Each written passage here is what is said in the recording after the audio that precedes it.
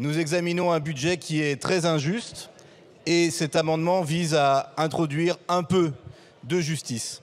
Il est question des écarts de rémunération dans les entreprises et l'amendement propose d'inciter fiscalement à réduire ces écarts de salaire entre les plus petits salaires dans les entreprises et les rémunérations les plus importantes.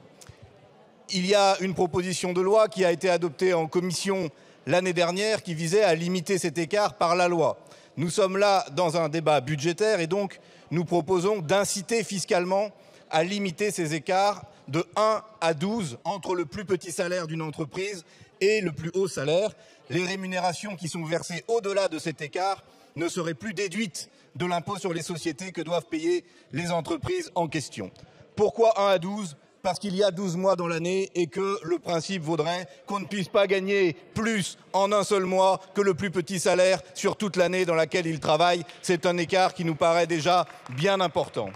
C'est un modèle vertueux que nous proposons parce qu'il s'agit de donner la priorité dans les dépenses des entreprises à la hausse des petits salaires. C'est un écart, donc si vous voulez augmenter en haut, il faut augmenter aussi en bas.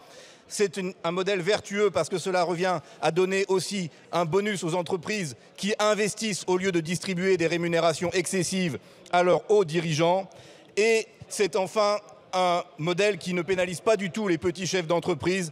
La rémunération moyenne des chefs d'entreprise, c'est 4 000 €. Le dispositif que nous proposons, si la rémunération la plus basse de l'entreprise est au SMIC, ça concerne seulement les rémunérations qui sont à 17 000 € par mois. Vous voyez qu'on est loin du petit artisan ou du chef de la TPE-PME du coin. Il s'agit là de mettre un peu de décence, un peu de justice dans des rémunérations excessives des grands patrons et des cadres dirigeants qui sont insoutenables pour les entreprises en question et qui renvoient une image détestable de l'accaparement par quelques-uns des richesses produites par tous les salariés.